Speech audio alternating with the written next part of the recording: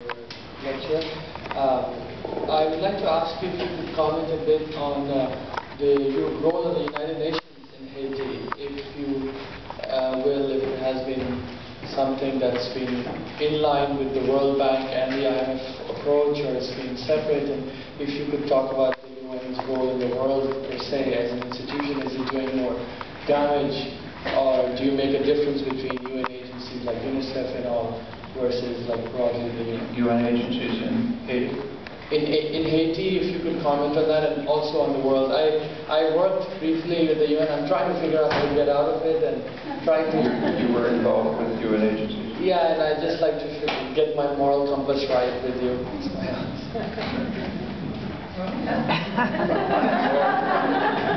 If you've worked with the UN, you know what it's like. It's a very cumbersome bureaucracy with a lot of corruption. Pretty awful.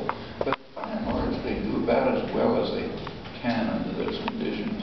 The constraints on the UN are the great powers, mainly the U.S., of course, most important power.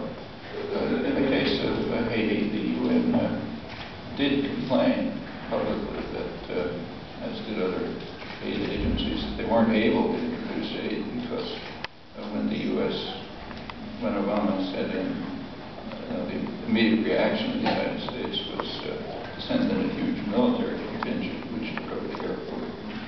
The aid agencies, including the UN, claimed that aid shipments were blocked while the soldiers were being shipped in and so on. But as far as I know, they've done a fairly decent job. I mean, the question is where the aid is going to and what form it will take. Will it take a form that allows the people of Haiti to, the popular organized sectors of Haitian society, to work out ways to try to reconstruct their own country? And there are a lot of things that have to be done. I mean, not just economic development, also cultural change. So, for example, everyone in Haiti speaks Creole. A small sector, mostly wealthy, speak French. The official language is French. The language in schools is French.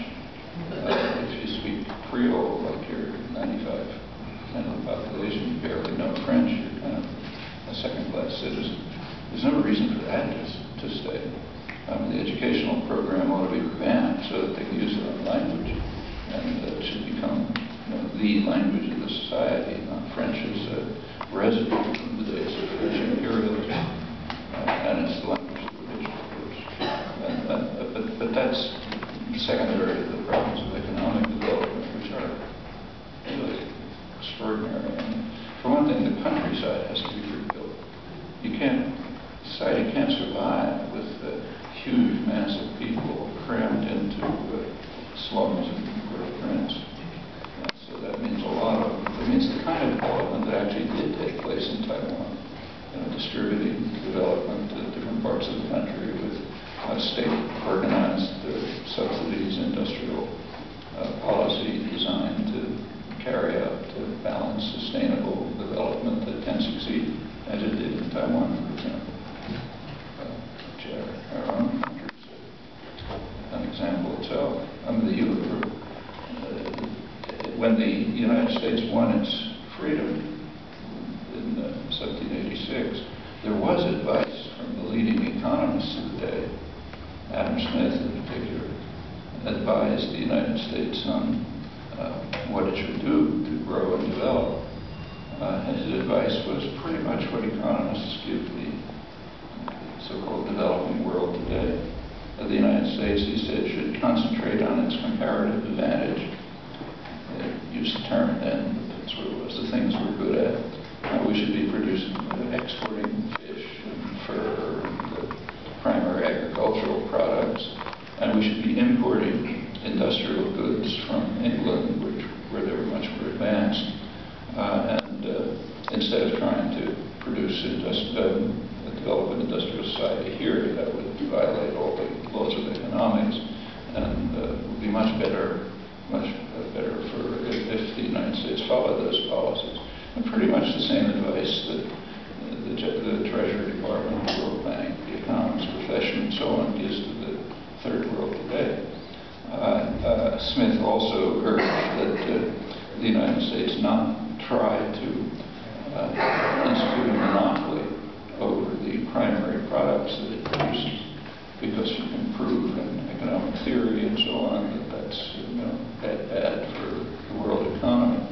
Well, the U.S. was a sovereign country, and it could therefore follow its own policies. So it rejected all of those policies, 100%. Alexander Hamilton, who sort of created the U.S. economy, immediately imposed very high import duties to block superior British textiles and other manufacturers. And that enabled the United States to develop, at first, the textile industry, goes on later, steel industry. Actually, the U.S. had the highest protection in the world, and also the highest growth rate. And the correlation is not accidental. As far as monopolies are concerned, the U.S. tried very hard to gain a monopoly of cotton. Cotton was it's like oil today. It was the fuel of the Industrial Revolution. And the U.S. was producing a lot of it, but not all. The U.S. had conquered Texas and half of Mexico, and a prime goal was to try to gain a monopoly of cotton production. And U.S. presidents like Tyler